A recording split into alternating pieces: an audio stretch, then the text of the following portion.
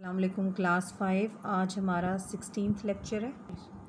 آج ہم unit number 4 ہم پڑھ رہے تھے، تو آج ہم اس میں پیج 30 لکھنؤ پیکٹ سے سٹارٹ کریں گے۔ ہمارا یونٹ 4 چل رہا ہے، اس میں ہم پاکستان موومنٹ کے بارے میں سٹیپ بائی سٹیپ پڑھ رہے ہیں۔ آج ہمارا ہے ٹاپک لکھنؤ پیکٹ۔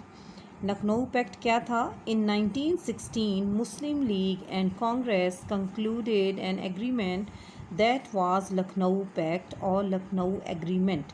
یعنی لکھنؤ پیکٹ کیا تھا؟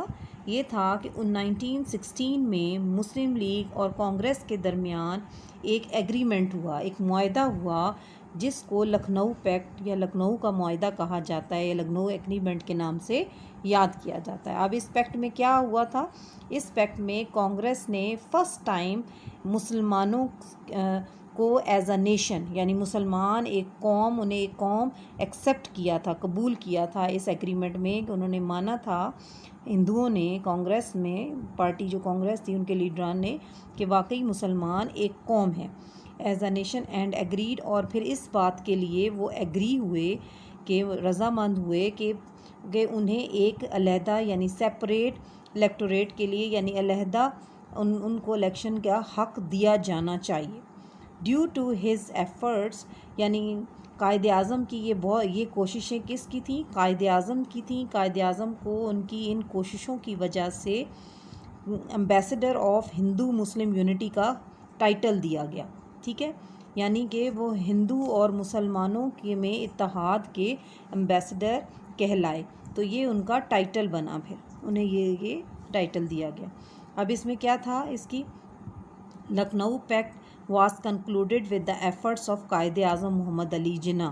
یعنی اس میں امپورٹنٹ بات کیا تھی کہ لکھنؤ پیکٹ جو تھا وہ قائد اعظم محمد علی جناح کی کوششوں کی وجہ سے اس کا نتیجہ نکلا، کہ قائد اعظم محمد علی جناح کی کوششوں کی وجہ سے یہ پیکٹ منظور ہوا۔ اس کے بعد ہے خلافت موومنٹ 1919۔ ایک خلافت موومنٹ چلی تھی 1919 میں، وہ کیا تھی؟ The Muslims of sub continent started خلافت موومنٹ ان 1919۔ 1919 میں سب کانٹیننٹ یعنی انڈیا کے مسلمانوں نے ایک خلافت کی تحریک چلائی۔ اب وہ کیا تھی؟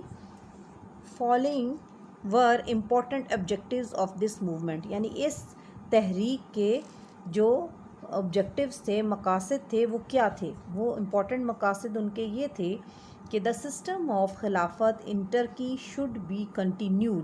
یعنی اس میں کہا گیا تھا کہ یہ جو موومنٹ تھی، اس میں یہ تھا کہ جو خلافت کا ترکی میں جو خلافت کا ایک نظام چلا آ رہا ہے، اس کو کنٹینیو ہونا چاہیے، یعنی اس کو جاری رہنا چاہیے۔ The sanctity of Mecca, Medina and other sacred places should be maintained. یعنی اور دوسرا یہ تھا کہ اب ان کا یہ تھا آبجیکٹیو اس خلافت موومنٹ میں، کہ جتنی بھی ہماری مقدس جگہیں ہیں، یعنی مکہ، مدینہ اور دوسری جو ہماری مقدس جگہیں ہیں، ان کا تقدس برقرار رہنا چاہیے۔ اور تیسرا تھا Ottoman caliphate should not be abolished, یعنی جو خلافت عثمانیہ ترکی میں چل رہی تھی، اس کو ایبولش، تباہ و برباد مت کیا جائے، نہ کیا جائے۔ یہ اس کے جو مین مقاصد تھے اس خلافت موومنٹ کے، وہ یہ تھے۔ یہ مسلمانوں نے اس وقت سب کانٹیننٹ کے مسلمانوں نے ایک تحریک چلائی تھی۔ اس کے بعد آگے 14 پوائنٹس آف قائد اعظم 1929، یعنی قائد اعظم کے 14 نکات 1929 میں۔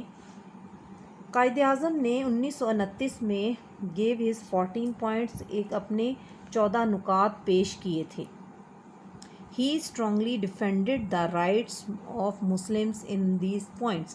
اب ان پوائنٹس میں کیا کہا گیا تھا؟ ان 14 نکات میں قائد اعظم نے بہت اسٹرانگلی جو مسلمانوں کے حقوق تھے ان کا دفاع کیا تھا۔ اس کے بعد ہے الہ آباد ایڈریس آف علامہ محمد اقبال 1930۔ قائد اعظم نے علامہ اقبال نے 1930 میں ایک الہ آباد میں خطاب کیا تھا۔ اس خطاب میں انہوں نے کیا کہا؟ اس خطاب میں انہوں نے سب سے پہلی بار انہوں نے مسلمانوں کے لیے، انڈیا کے مسلمانوں کے لیے ایک علیحدہ ہوم لینڈ، ایک علیحدہ وطن کا انہوں نے خیال پیش کیا، اور اپنے خطاب میں انہوں نے الہ آباد میں جو انہوں نے 1930 میں ایک خطاب کیا، ایک اجلاس ہوا، ایک وہاں جلسہ ہوا، اس میں انہوں نے خطاب کیا، اور اس خطاب میں علامہ اقبال نے مسلمانوں کے لیے ایک علیحدہ وطن کا خیال پیش کیا تھا۔ اس کے بعد ہے لاہور ریزولوشن، پھر قرارداد لاہور یا قرارداد پاکستان جس کو بعد میں کہا گیا، پہلے اس کو قرارداد لاہور کیونکہ وہ لاہور میں یہ ریزولوشن پاس ہوئی تھی تو اس کو لاہور ریزولوشن کے نام سے ہم جانتے ہیں، یعنی 1940 میں۔ لاہور ریزولوشن واز پریزنٹڈ ان لاہور آن 23 مارچ 1940۔ اب لاہور ریزولوشن جو تھی وہ 23 مارچ 1940 کو لاہور میں پیش کی گئی تھی۔ اس میں کیا کہا گیا تھا؟ اس میں ڈیمانڈ کی گئی تھی ایک الگ وطن کی مسلمانوں کے لیے، انڈیا کے مسلمانوں کے لیے اس میں ایک علیحدہ وطن بنانے کی ڈیمانڈ کی گئی تھی، جس میں قائد اعظم جو تھے وہ جو یہ جلسہ تھا، اس جلسے کی جو اس کو پریزائڈ کر رہے تھے وہ قائد اعظم تھے۔ لاہور ریزولوشن کو ہم نے بعد میں جب پاکستان بنا تو ہم نے اس کو پاکستان ریزولوشن کہا، یعنی اس کے بعد جب یہ بہت سارے نیوز پیپرز چھپے تو اس جلسے کے بعد تو انہوں نے اس قرارداد کو قرارداد پاکستان بھی کہا اور اس کو نام دیا، اور آج بھی ہم اس کو قرارداد پاکستان کے نام سے ہی جانتے ہیں۔ اب اس میں امپورٹنٹ کیا تھا کہ مولوی فضل الحق presented the Lahore resolution in 1940۔ مولوی فضل الحق نے 1940 میں لاہور ریزولوشن پیش کی تھی۔ Minar Pakistan in Lahore was built to keep the memory of Lahore resolution.